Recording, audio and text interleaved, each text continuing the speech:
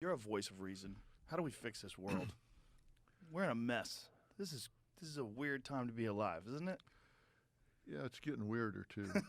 I mean, it is getting weirder, don't It you is. think? Certainly. Well, it's highlighted on your show. You know, you've kind of exposed a lot of it to America. Yeah, you know, every year in the summer we kind of work to reinvent ourselves about how we can tell our stories better and all that sort of thing, and we really focus on what our viewers are asking about.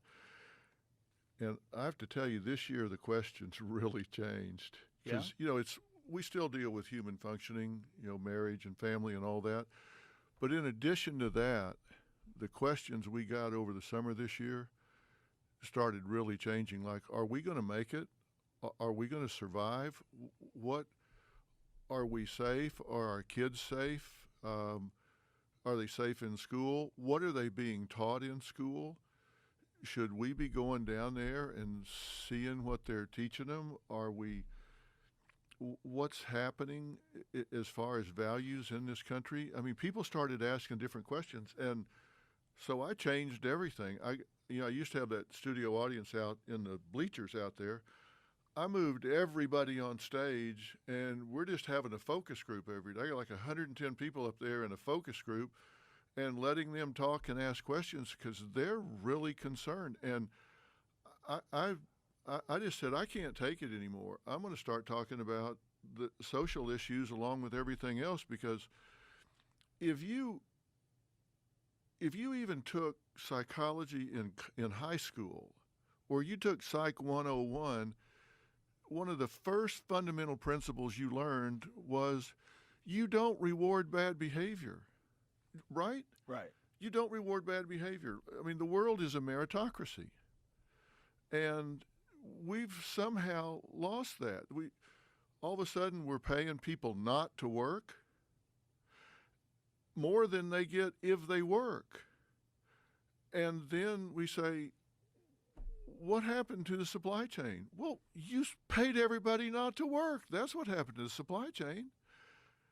And I'm stunned that we're running this country in so many areas where we're just violating the most fundamental psychological principles that you could ever imagine. And I'm watching that happen, and I say, I just can't be silent about this anymore. So I'm talking about it. What do you think is the root cause of the shift? I think it's been happening gradually, but like everything, it's like if you start rolling a rock downhill, it starts getting faster and faster and faster. And I think it's happened for a lot of reasons, but I think we've got a whole generation of kids that are really smart, by the way. These kids are smart, but I think they've started living on their devices. It's kind of like along about 2007 or 8, like it seems like airplanes flew over the country and just started dropping smartphones, and everybody's head went from here to here. I mean, think about it. When you look, you go anywhere, go to the mall, go just anywhere there's a group, and what do you see in their hands? You see a device. We didn't grow up with devices. When I started Dr. Phil 21 years ago, the first text hadn't been sent.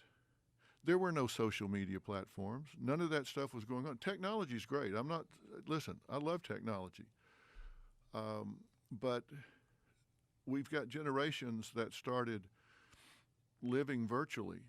They're watching people live their lives instead of living their own lives. And that changed the metrics on everything. Think about that. TikTok, Instagram, all of this, you're watching other people live their lives instead of living your own. And that changed everything. That seems like one factor, but that wouldn't explain this abandonment of meritocracy. Well, that is just one factor.